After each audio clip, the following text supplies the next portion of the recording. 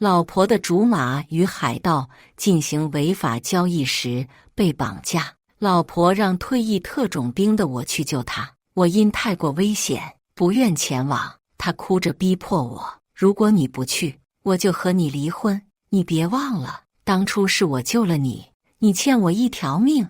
曾经我执行重伤时，是他救的我，从此我爱上了他，我无法拒绝，只能答应。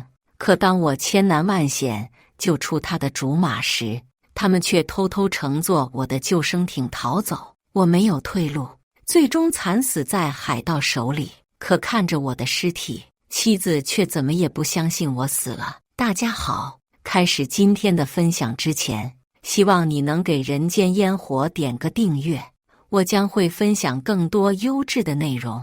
尸体被抛进海里，遭鲨鱼活生生吃掉后，我变成了鬼，飘到了妻子谭曼身边。此刻，她正满脸庆幸地投入另一个男人的怀抱里，那张秀美的脸上充满着劫后余生的惊喜。哲义，我们逃出来了，你脸上的伤还痛吗？谭曼心疼地抚上林哲义眉眼一处手指大小的破皮处。我看着这一幕，悲伤如同潮水向我涌来，绝望又窒息。这是谭曼从不曾给过我的温柔，即使我为了救她出了车祸，腿部发生残疾，谭曼也只会皱着眉头，有些嫌弃地说：“你不是特种兵吗？怎么连车都躲不开？反正我不会照顾人，你自己想办法吧。”接着，他便踩着高跟鞋噔噔噔地离开了，丝毫不在意我的伤情。后来，我因为腿伤丢了工作，他也只会不停抱怨，我不能让他成为衣来伸手、饭来张口的富家太太。而现在，我还因谭曼丢了命，可他心里只有他的白月光。直到上了回国的飞机，林哲义才假惺惺地提起：“万万，你和我待在一起，冯征不会生气的吧？而且他一个人面对那些人能行吗？”谭曼生气地直接回答：“哲义，你就是太善良了。冯征他不是特种兵吗？难道连这些人都处理不了吗？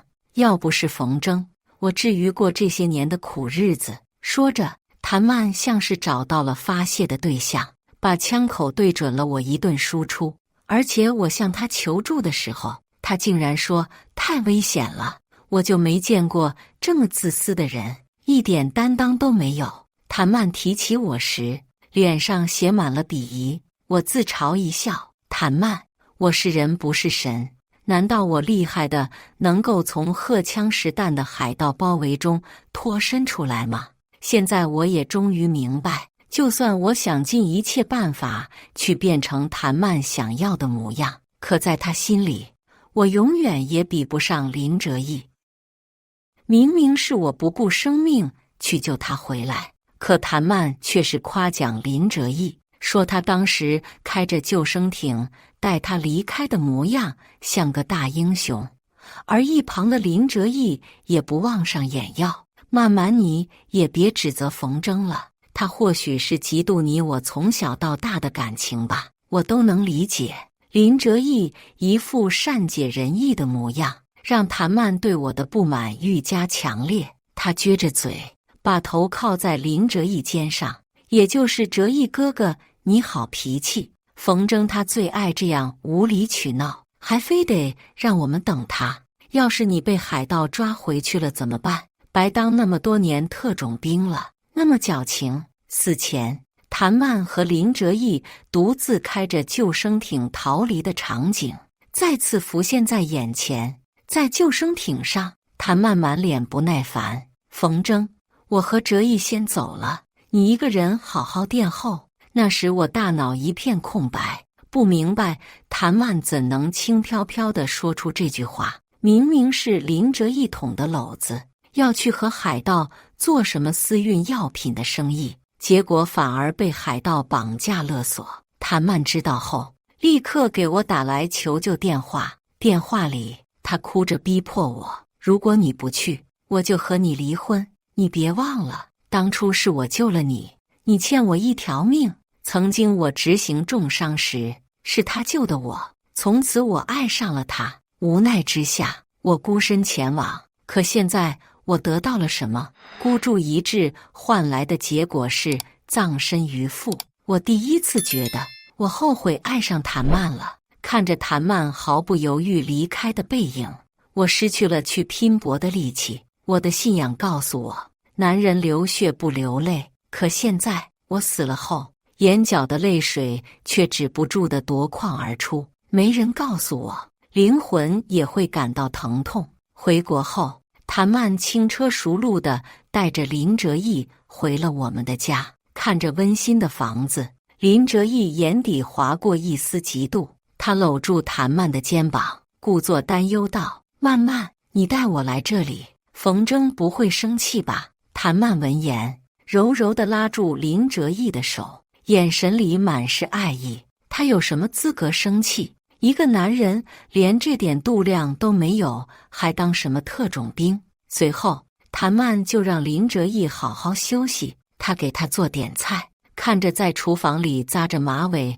忙活的谭曼，我才发现，原来谭曼也知道怎么照顾人，也明白爱一个人要怎么做。可我和他结婚5年，他连一顿饭都没有给我做过。即使我受伤，谭曼也只会对我各种怪罪与指责，从未考虑照顾我。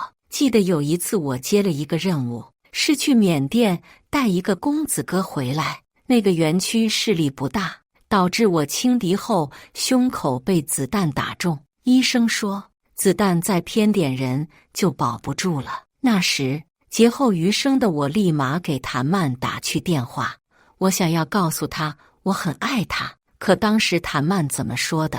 他让我别打扰他逛街，还来上一句：“冯征，你有现在烦我的功夫，不知道自己去找医生吗？我的手不是用来照顾自己的，不是给你当老妈子的。”那一瞬间，我语塞了，只能听着谭曼的每一句话扎进我的心脏。思绪回到现在，我怎么也无法把靠在林哲义面前温柔恬静的谭曼和过去那个尖酸刻薄的他联系在一起。谢谢你来救我，曼曼，我真的不知道怎么感谢你。谭曼媚眼如丝，哲义哥哥，别说这些，我心里有你，怎么能眼睁睁看着你出事？谈话间，他们情不自禁地搂在一起，浓情蜜意。我看着这一幕，只感心中一阵冰凉。林哲义的手不断在谭曼身上摸索着挑逗，谭曼红了脸，连白嫩的脖子也染上了春光。他喘着粗气，媚声道：“哲义哥哥，我美吗？”林哲义的手缓缓抚向谭曼，他将对方一把扣在自己怀里。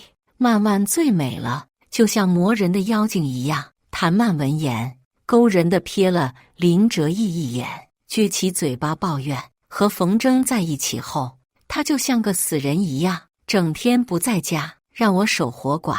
守活寡真是讽刺。和谭曼结婚以后，他嫌弃我一身伤疤，不愿意让我和他睡在一起。结婚3年，同房的次屈指可数，而爱总是常感亏欠。因此我只要想着谭曼，在工作中遇到的所有苦难似乎都不这么重要了。就像谭曼是我前行的动力，让他过得更好是我的目标。即使谭曼并不爱我，可我相信日久见人心。直到去救林哲义那天，我仍旧在期待着谭曼能够明白我有多爱他。可我的结局是什么？我葬身鱼腹后，灵魂被神秘的力量困在谭曼身边，眼睁睁看着自己的妻子在别的男人身下婉转承欢。多讽刺啊！自己的丈夫不知所踪，而谭曼却有心思和林哲义做这些事情。这一切都在告诉我，我是个小丑，是个自以为是的小丑。恍惚间，我想起了和谭曼初见那天，一袭长裙，长发披肩，是说不出的美好。谭曼救了我以后，我说不知道怎么报答他，他面无表情地说让我娶她。后来我才知道，原来那天是林哲义订婚的日子，谭曼赌气才要我娶她，而林哲义订婚后就举家迁到了国外。谭曼心死，退而求其次地嫁给了我。而现在林哲义一出现，谭曼死了的心就再次活泛起来。一夜春光后，谭曼满脸幸福地躺在林哲义的怀里醒来，娇羞又满足，就像一个孩子得到了期盼已久的玩具。咚咚咚，敲门声打破了谭曼的幸福。她不耐地瞥了眼门外，不明白是谁一大早就来打扰她。谭曼动作小心地从床上爬起来，生怕把睡着的林哲义吵醒，贴心地让我觉得他俩才是真夫妻。我飘过去一看，才发现来人是王俊臣，我唯一的好兄弟。我和王俊臣是过命的交情，在很多次任务中一起合作，可以说很多时候如果没有他，我的命早就没了。门刚打开，王俊臣看见房内凌乱的画面，就猛甩了谭曼一记耳光，咆哮着问那男的是谁。谭曼被这一巴掌打懵了，回过神后顿时尖叫：王俊臣，你一大早跑到我这里发什么疯？你敢打我？看冯征回来你怎么和他交代？王俊臣见谭曼还敢提我，火气更大了。我告诉你，冯征现在失联了，你让他去救别的男人，现在他音讯全无，你还有心情和别的男人在一起，你还要脸吗？我想起来了，我去救林哲义前与王俊臣提过这事，请求他如果我死后帮我照顾谭曼。王俊臣是厌恶谭曼的，他始终认为谭曼除了在我身上索取，根本不爱我。在得知我要去救谭曼的竹马时，更是再三劝我，可我没听王俊臣的，执拗的去了，最后丢了一条命。看着王俊臣通红的双眼，谭曼却毫不在意地翻了一个白眼。冯征不是特种兵，几个海盗而已，他怎么可能解决不了？哦，我知道了，肯定是他知道我要和他离婚，故意找你来吸引我注意是吧？王俊臣被谭曼的话气得浑身发抖。冯征要是真的出了什么事，你想后悔都没机会了。话毕，他摔门离开，气得谭曼把茶几上的东西全部扫落在地上，又怒气冲冲地给我打电话，准备质问我。结果显而易见，对方无法接通。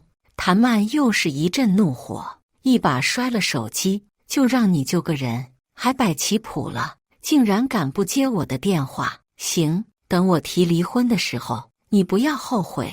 而在王俊臣离开后，装睡的林哲义才敢从卧室里出来，面上还装作一片懵懂。曼曼刚刚是谁呀？怎么一大早就来了？哎呀，曼曼，谁打的你？说完，林哲义便心疼地摸着谭曼的脸。谭曼被心上人一关心，眼底更是蓄满了泪水。就是冯征他兄弟，一群疯子，知道我和你在一起了，过来威胁我，不管怎么样，我都要和他离婚。那种人，没有一点能和你比的。我飘在半空中，只觉得可笑。不管什么时候，任何事情，谭曼永远只会把事情怪罪给我。不过我已经死了，他可以不在我烦恼，和他心爱的冯征的林哲义在一起了。王俊臣的到来在谭曼心里只是我死皮赖脸的一个插曲，谭曼仍旧和林哲义没名没分地住在一起。这天，谭曼照旧给林哲义准备早餐，只是放在一旁的手机却在这时推送了一个新的新闻视频。视频里，冰冷的女声传来，某中国男子的尸体被大海冲上岸。据警方检查，男子的尸体已经被鲨鱼啃食了一半。经过 DNA 比对，男子是一名退役特种兵。退役特种兵，谭曼拿着锅铲搅动的手僵住了，这几个字眼让他表情有些莫名心慌。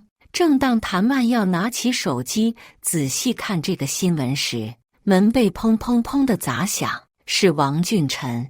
门一开，双眼通红的王俊臣直接把谭曼连拖带拽的带到了警局停尸场。谭曼这才找到机会甩开，满脸厌恶大吼：冯征又想耍什么手段？他有完没完了？躲着我算什么本事？有话出来当面和我谈。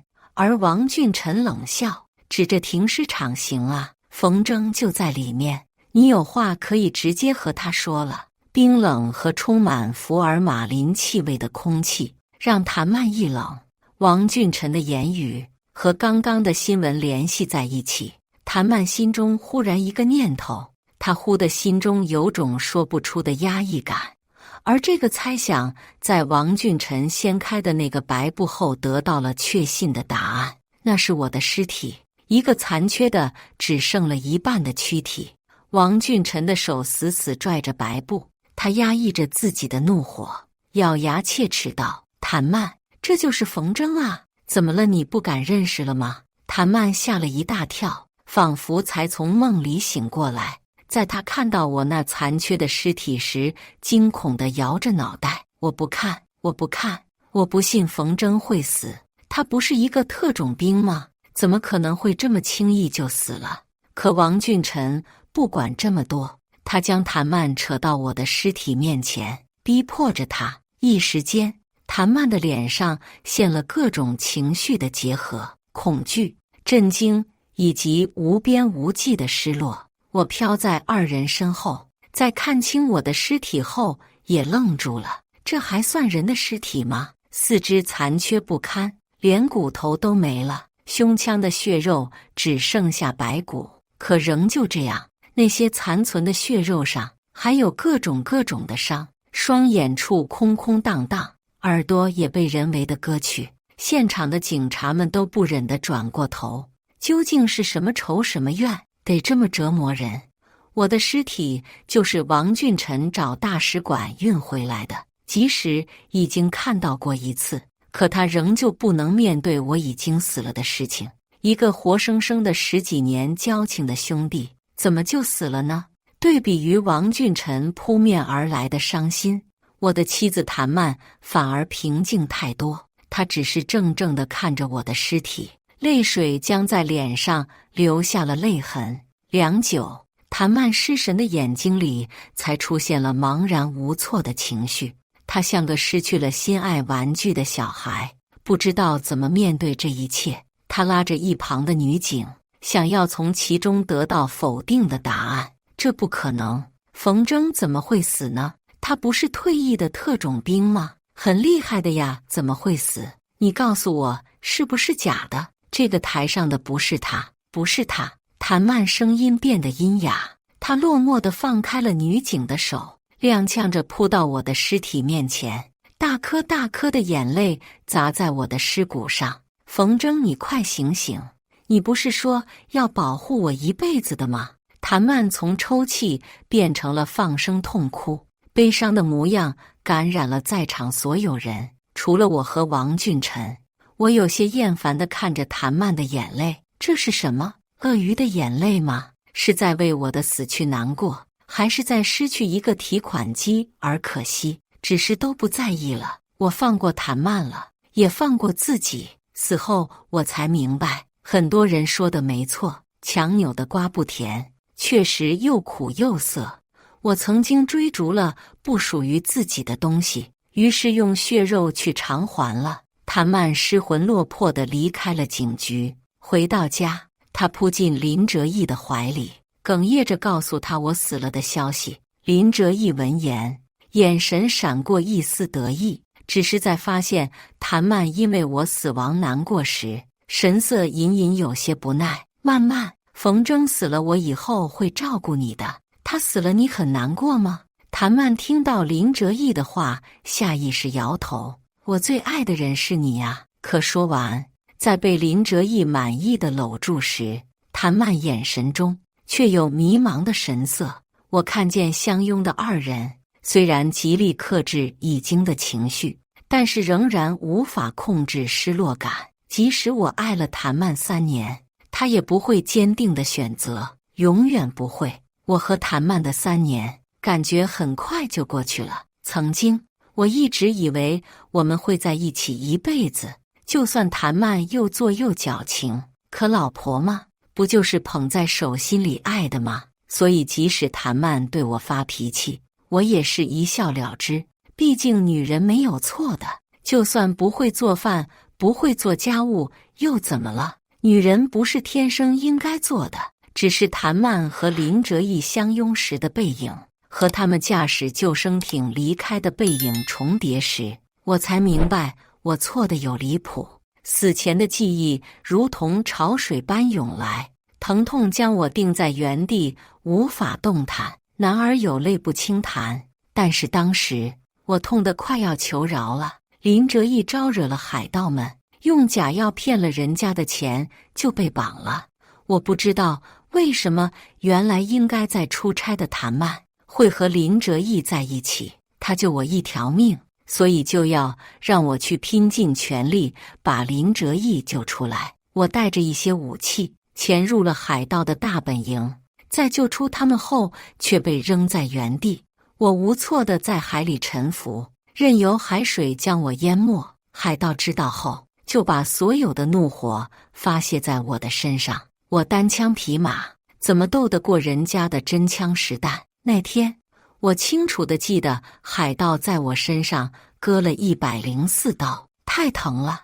我只能不停地想着别的东西去转移注意力，想着和王俊臣那些好兄弟一起喝酒的生活，想着曾经我自以为谭曼爱过的时候，可仍旧这样，我也疼得双眼通红。眼泪也快要忍不住了。后来见我是个硬骨头，海盗们也没了折磨的心思，他们把我丢进玻璃渣中，大腿、手心、后背被玻璃渣子割了无数的血痕，然后挖去了我的双眼，将我的尸体丢进大海里喂鲨鱼。我在疼痛中咽了气，恨意让我留在了谭曼身边，是恨坚持着我成为一个游魂吗？我不敢肯定，因为无论何时何地，我在面对谭曼时，心脏总会觉得痛，不低于子弹穿进血肉的痛。和谭曼结婚的那天，我天真的以为谭曼就是我命定的真爱，却没有发现，在宣誓的时候，谭曼小声的那句“我愿意嫁给你，林哲义”，我一直以为谭曼只是慢热了些，保守了些。可是直到我知道了林哲义的存在，才知道了谭曼为什么不爱我。婚后，我在整理的家务的时候，发现了一个相册。那本相册记录的全是谭曼和林哲义的过去，烟花下少男少女的相拥，一起去旅游，大海山川，每一张图片下都被主人细心地贴上了时间和地点。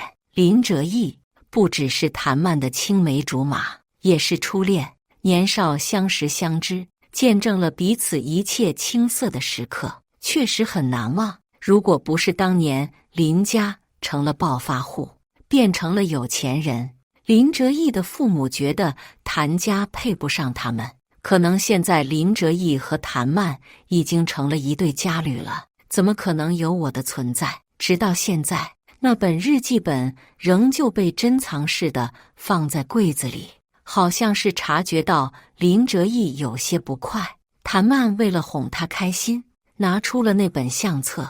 或许是青春的回忆太美好，林哲义望向谭曼的眼神里也流露出几分真心。只是没想到，二人正在回忆往昔时，警察会找上门。看见警察的出现，林哲义眼神中有几分慌乱，他找了个借口去厨房倒茶。我看着他心虚的模样，觉得好笑。也是，原本就是因为他偷卖假药才会搞出这些，只不过他的心虚落在警察眼里，只会增加自己的可疑。果然，年长的警察若有所思地瞥了一眼林哲义，随后才开始说起今天来的目的。他们怀疑我的死因，怀疑我死在国外是蓄意谋杀，而首当其冲。他们怀疑的对象就是林哲义和谭曼，因为明眼人都看得出来，林哲义和谭曼的关系不一般，而丈夫死在国外，妻子却在家里和情人约会。更令人怀疑的是，三人曾前后去了那个国家，想象力丰富的已经想到了丈夫捉奸不成反被杀害。谭曼不会说谎，在被警察审问的时候已经白了脸，泪水在眼眶里晃悠。就在她害怕的身体都在颤抖时，林哲义才像个男人一般站了出来。他端着茶，声音低沉：“冯征是出的意外，和我们没有关系的警察同志。”在警察探究的目光袭来时，林哲义咽了咽口水，强装镇定：“警察同志，不然你们可以让法医尸检。当时我们一起回国，是因为冯征误会我和谭曼的关系，而我们走之前，冯征还是好好的。”一旁的谭曼也认同的点点头。我见状只觉得讽刺：是啊，他们走之前我是完整的，我死前被折磨了整整一夜，而尸检只能得出我咽气的时间。我死的时候，想必他们二人已经安全回国了。谭曼微微合上眼睛，像是做了某种重大决定，睫毛微微颤抖着。冯征他一直觉得我和哲义的关系不一般，即使我们只是朋友，现在因为冯征失踪，哲义才来陪我。当时我们离开时，冯征确确实实还活着。我闻言再也忍不住哈哈大笑：“谭曼啊，就连这种鬼话你也说得出来？哪种朋友能够在一起颠鸾倒凤？”只是见谭曼说的肯定，加上没有确切证据，警察即使怀疑二人，也只能无疾而终，暂时将我的死亡定性成意外。在得到警察局通知的那天，林哲义和谭曼松了口气，彼此都从对方的眼神里发现了庆幸。那一瞬间，困住我的力量陡然消失。我想，我对谭曼的执念消失了。葬礼上，看着几个大男人哭成一团，我突然觉得这辈子值得了。就算没有父母兄弟，没有深爱自己的妻子，没有孩子，可有这一群出生入死的战友，也算是可以了。可看着王俊臣带着几个兄弟齐齐向我的棺椁前鞠躬的画面，我的心脏泛起强烈的疼痛。是我太倔了，要是早听王俊臣的话，离开谭曼，兴许未来还有好多机会一起喝酒吃肉。只是错了就是错了，我用我的生命给我的天真买了单。有些人不值得去爱，否则爱了连命都没了。我一点点将这群为我的离开难过伤心的人，直到目光停在孤儿院的院长身上。我想我说错了，院长大概就像我的妈妈一样吧，学习生活都在引领我上前。当我对我的未来迷茫的时候，院长会给我煮一碗我最爱的鸡蛋面，告诉我车到山前必有路。每个人的未来和人生都是不确定的，但是只要找准自己想要的方向，一直走下去就是对的。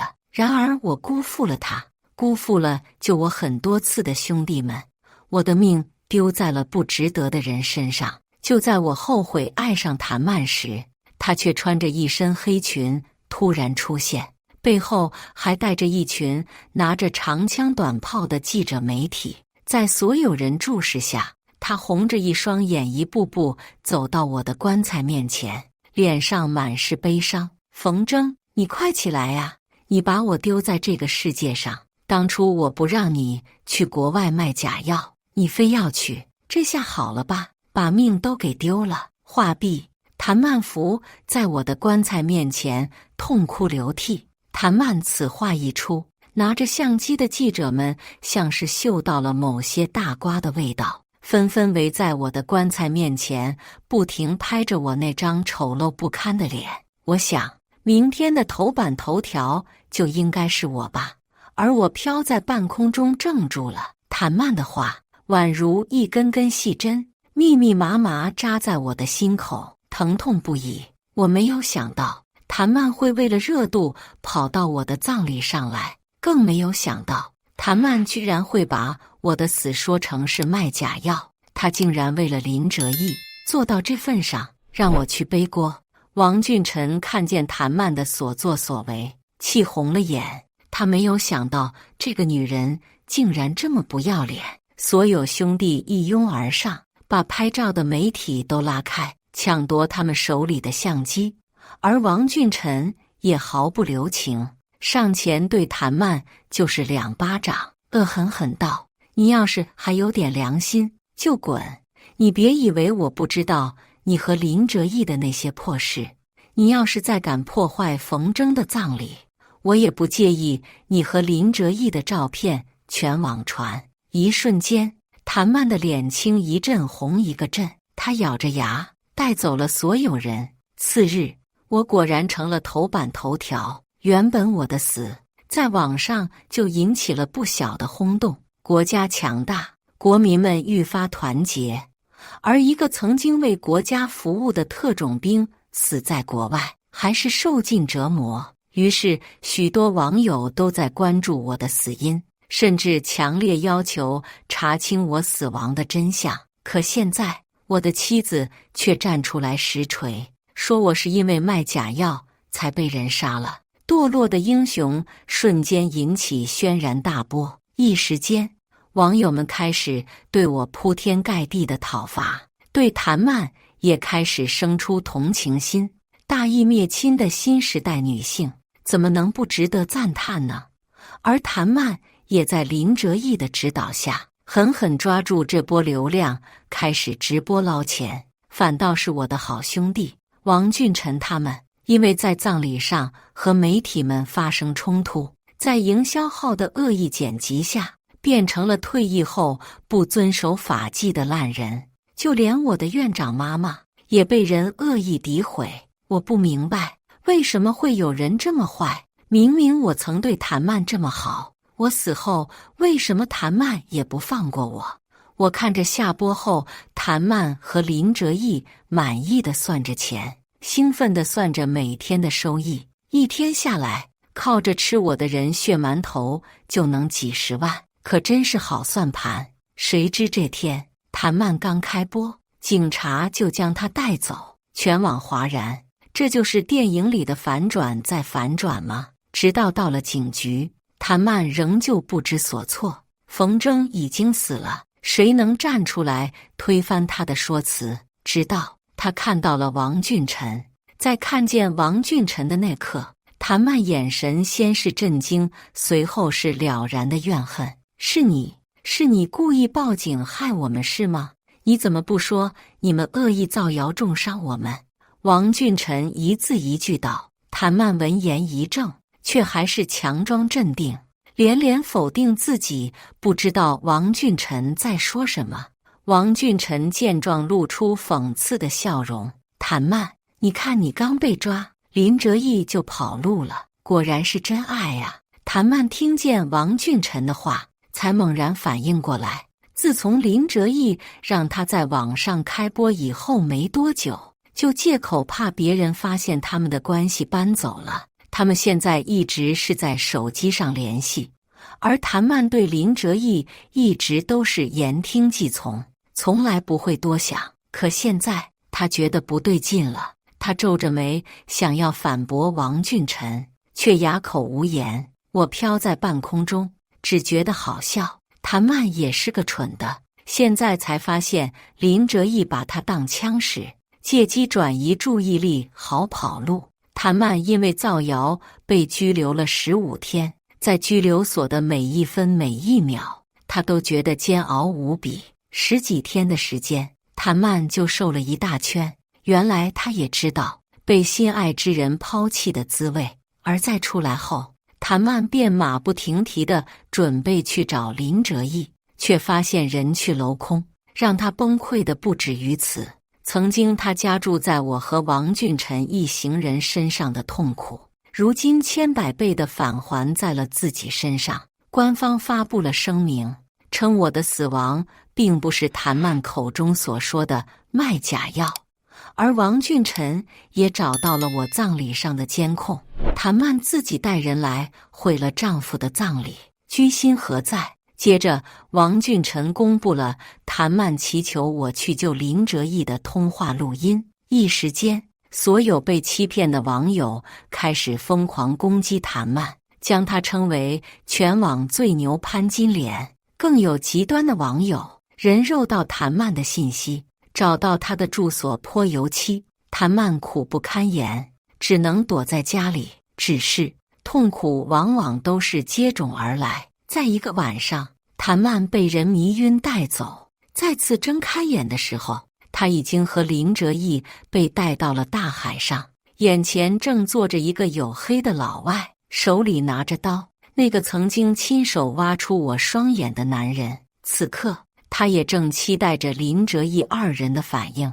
谭曼看见周围围了一群人，而身旁正是林哲义，他瞬间白了脸，身下湿润的木板和抖动的墙壁也在提醒他们在海上。发现二人醒来，海盗们纷纷露出笑容，眼神里仿佛在说：又有乐子玩了。见是上次抓自己的海盗，林哲义眼神流露出恐惧，立马上前跪在几人身旁，不停哀求道：对不起各位大哥，是我错了，不该骗人，我能把钱全部还给你们，真的。而且这个女的有钱，她有很多很多钱。说着，林哲义指了指谭曼，目光里满是恐慌。而且这个女人很漂亮，我送给你们行吗？放过我吧。谭曼愣住了，他不求林哲义能够替他付出生命，可他也没有想到，在危险面前，